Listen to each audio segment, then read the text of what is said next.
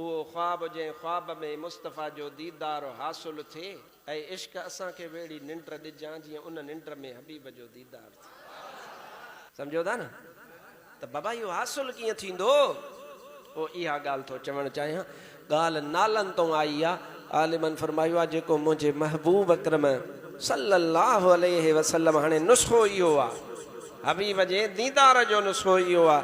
जेको चाहे थो त मां महबूब जो दीदार कयां वो वध खां वधि दुरूद पढ़े, पर महबूब जे नालनि मुबारकनि जा मट मट दुरूद पढ़े, हबीब जे इस्म जो विर्द करे। हिकु ॾींहुं हबीब अची दीदार कराईंदुसि। असां खां हिकु दुरूद बि यादि कोन थो थिए। अल्लाह साईं मां फ़क़ीर खे इहा सआदत बख़्शी आहे। अल्लाह जा लख लख थोरा हबीब जे वसीले सां मूं फ़क़ीर महबूब जा उहे इस्म पाक क़दुरु कयो। सम्झो तव्हां लाइ लिखिया अथमि, पंहिंजे लाइ अव्वल पोइ तव्हां लाइ। हबीब जा उहे इस्म पाक जेके क़ुरान पाक में आहिनि, उहे क़ुरान पाक में रुगो क़ुरान में ॿिया न, उहे अलहमदुलिल्लाह मूं फ़क़ीर उहे गॾु कया आहिनि।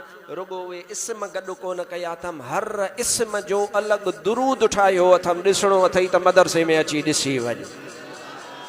253 इस्म महबूब जा क़ुरान पाक में आहिनि। घणा गला गला घणा 253 क़ुरान पाक में। सिर्फ़ु हदीस जी ॻाल्हि नथो कयां। अगारो सम्झायो मां त हबीब जा इस्म त 1100 खां वधीक आहिनि, उहा नथो ॻाल्हि कयां। सिर्फ़ु क़ुरान पाक मां हबीब जा इस्म चूंडे चूंडे कढी लक़ब कढी पोइ वरी अलहमदुलिल्लाह हर इस्म पाक जो वरी अलॻि दुरूद आहे।